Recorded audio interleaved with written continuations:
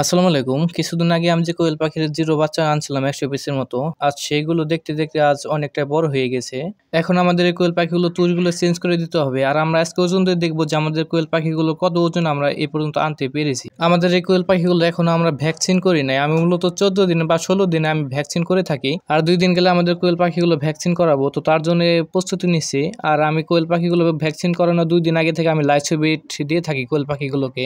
Vaccine আমি আজকেই করতাম, যেহেতু আমাদের এখানে প্রচুর গরম, তো এই গরমের মধ্যে ভ্যাকসিন করানো ঠিক হবে না। তো তার জন্য আমি ২ দিন অপেক্ষা করছি। ২ দিন পরে আমাদের ভ্যাকসিন করানো হবে। আমাদের এই কোয়েল পাখিগুলো এখনো বোর্ডার থেকে বের করানো হয়নি। এটার কারণ হচ্ছে আমরা যে রুমে কোয়েল পাখিগুলো বোর্ডিং করে থাকি সেই রুমে হচ্ছে আমাদের ইনকিউবেটর রয়েছে। আমাদের যেহেতু কোয়েল পাখির জন্য ২টা রুম আমরা তৈরি করেছি, একটা হচ্ছে বোর্ডার রুম বা ইনকিউবেটর আমরা রাখা রয়েছে ওই রুম, আর একটা হচ্ছে আমাদের মূলত ফার্ম। তো আমরা কি করি, আমাদের কোয়েল পাখিগুলো বোর্ডিং করে বোর্ডিং শেষ হওয়ার পর আমাদের কোয়েল পাখিগুলো বোর্ডার ভিতরে আমরা রেখে দিই। যখন আমাদের কোয়েল পাখিগুলো একটু বড় হয়ে যায় তখন আমরা কোয়েল পাখির বোর্ডারটা একটু বড় করে দেই। পরবর্তীতে আমাদের কোয়েল পাখির বয়স যখন ৩০ দিন হয়ে যায় তখন আমরা পুরুষ মহিলা বাছাই করে মহিলা পাখিগুলো আমরা খাঁচায় তুলে দেই, আর পুরুষ পাখিগুলো আমরা ছেড়ে দিয়ে বাজারে বা আমাদের বাড়িতে এসে নিয়ে যায়। আমাদের কোয়েল পাখির যেহেতু অনেকটা বড় হয়ে গেছে, তো তার জন্য আমি মশারি টানিয়ে দিয়েছি উপরে, যাতে নাকি উড়ে না যেতে পারে। আমি এই কোয়েল পাখিগুলো আনতে যাওয়ার সময় আমি বলেছিলাম আমাদের এখানে বৈশাখ মাসে প্রচুর বিদ্যুতের সমস্যা দেয়, এর বিকল্প কি ব্যবস্থা করা যায় এটা বলা হয়নি। মূলত আমাদের কোয়েল পাখিগুলো বাচ্চা আনার পর থেকে আমাদের এখানে বিদ্যুতে ততটা সমস্যা দেখা দেয়নি। তারপর আমি বলে দিচ্ছি আমাদের কোয়েল পাখিগুলোকে গরম রাখার জন্য আমি কি ব্যবস্থা করেছিলাম বিদ্যুৎ চলে গেলে। মূলত হচ্ছে আমাদের একটা হারিকেন আছে,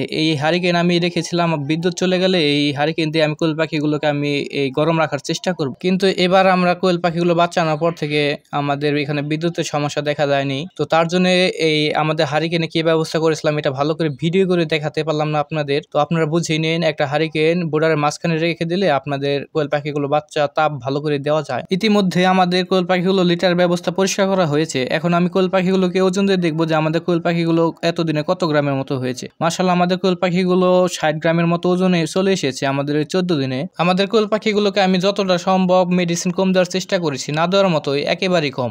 এবারে কোয়েল পাখিগুলো আমরা বোর্ডিং এ একদমই কম করেছি, যেহেতু বর্তমানে গরমের দিন।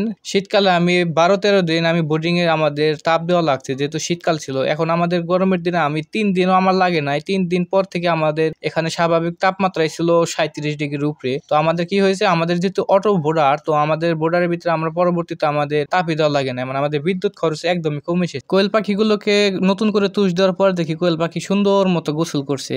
আর কোয়েল পাখির গোসল দেখতে আমার অনেকটা ভালো লাগে। আমি যখন সময় পাই আমাদের যে খাঁচায় কোয়েল পাখিগুলো আছে আমি তুষ নিয়ে এগুলোকে গোসল করানোর চেষ্টা করি। আর কোয়েল পাখিগুলো তুষগুলো দেখলে গোসলের জন্য পাগল হয়ে যায়। তো যাই হোক, কোয়েল পাখির ভ্যাকসিনে যদি আপনার ভিডিও চান কমেন্টে জানাতে পারেন। আর ভিডিওতে যদি কোনো ভুল ভ্রান্তি বা কিছু ভুলভাল কিছু বলে থাকি ক্ষমার দৃষ্টিতে দেখবেন। তো এই ছিল আজকের মতো ভিডিও, আর আমাদের জন্য দোয়া করবেন। আসসালামু আলাইকুম।